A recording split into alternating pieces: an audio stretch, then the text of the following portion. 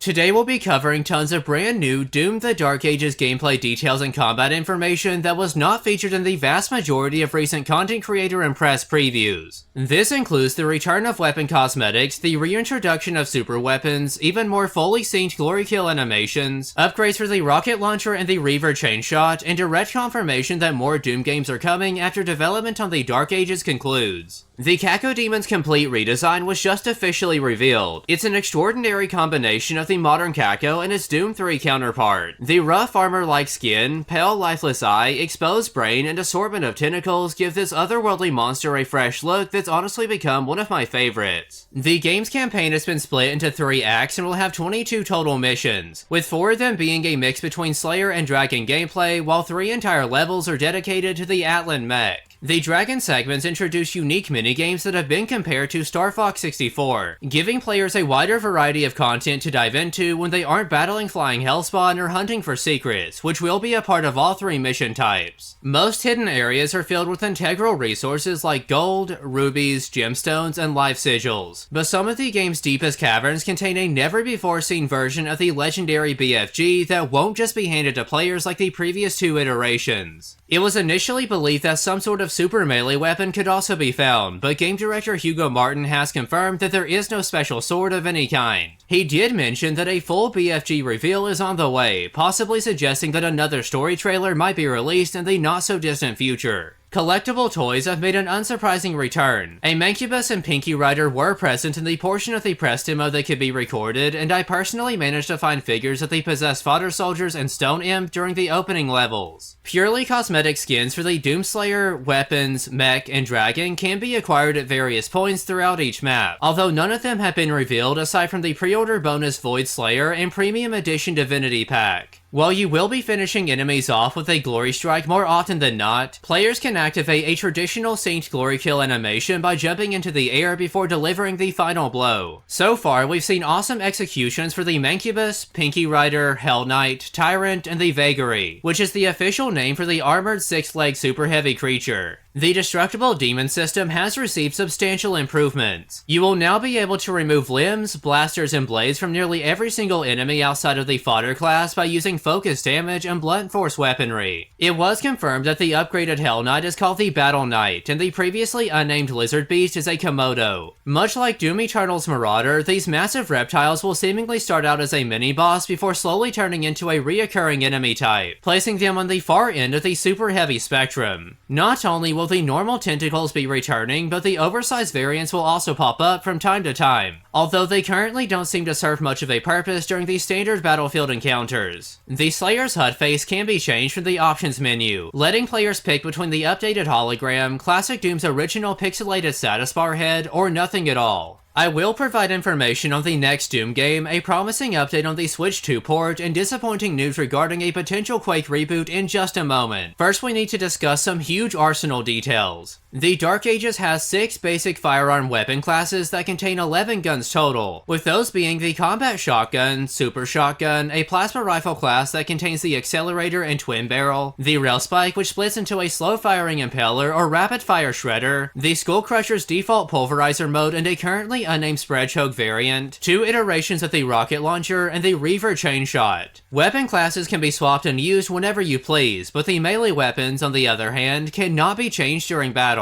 You will have to visit the arsenal menu to switch between and upgrade the Gauntlet, Flail, or Mace. The Shield Saw can block red fireballs, parry green attacks, and interact with purple projectiles launched by mysterious creatures that originate from a previously unexplored otherworldly dimension. Holding down the shield throw button will manually send the player into slow motion, but is typically activated automatically when delivering melee strikes, although it can likely be disabled if you're not a fan. The rocket launcher wasn't available at any point throughout the private demo and hasn't been shown in any gameplay trailers, but we do know that one of the launcher's 2 firing modes can become viable at very close ranges. A successful perfect parry will protect the player from all self-damage during their next shot, essentially turning it into an explosive shotgun capable of annihilating everything in front of you. The Reaver Chain Shot is a very unique gun that's also from another dimension, and it only has a single iteration as a result. Every shot has to be charged up in order to properly utilize the full extent of its range and impact, but the Eldritch Blessing upgrade will immediately fill the meter after a well-executed parry. In the time since the press build was created, they fine-tuned the animations and sound effects to get the weapon an additional level of bone-shattering impact that can't be found anywhere else. Game director Hugo Martin and executive producer Marty Stratton both adamantly expressed that they're not allowed to discuss their next project until it's officially announced, but they did still confirm that even more Doom games are on the way after Dark Ages, as this won't be their last modern title. They love creating new entries in such a legendary franchise and want to keep doing it for as long as possible, so it doesn't seem like they'll be stopping anytime soon. It was mentioned that the door is open for more multiplayer experiences in future titles. It all just depends on what feels right during the next entry's development. The duo didn't have much to say when asked about the possibility of a Quake reboot outside of mentioning that they're very focused on Doom right now. The strong suggestion that they have no interest in Quake and their excitement towards the idea of making another Doom doesn't directly confirm anything, but I mean, come on, it's pretty obvious that they'll get straight to work on the Slayer's next adventure after the final content drop for the Dark Ages. They finally received their first Switch 2 dev kit back in March, and their tech department has been looking into a potential port. They're eager to get the game into as many hands as humanly possible, and the system supposedly supports ray tracing and DLSS, so there is a surprisingly solid chance that we see a Nintendo version later down the road. My exclusive hands-on gameplay preview of Doom: The Dark Ages was just released. Click on the video that's on screen now to learn more. Thank you all so much for watching today's video, I hope you enjoyed it. That's pretty much all that I have for now, though. Until next time.